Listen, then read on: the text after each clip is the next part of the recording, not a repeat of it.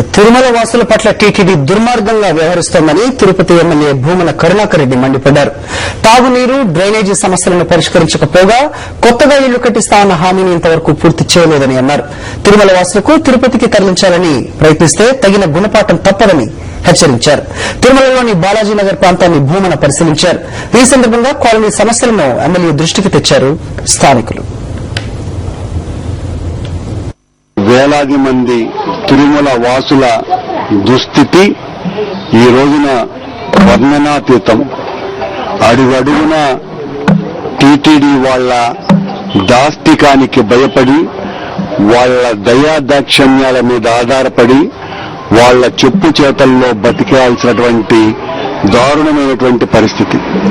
ఇప్పటికే వేల మందిని కిందికి బలవంతంగా నెట్టేసినటువంటి తిరుమల తిరుపతి దేవస్థానం ఈ రోజున తిరుమలలో ఉన్నటువంటి బాలాజీ నగర్ లో నివాసమున్న దాదాపు 5,500 బ్రతుకుల్ని పూర్తిగా ఛిద్రం చేసేటువంటి కార్యక్రమాన్ని చేపట్టింది.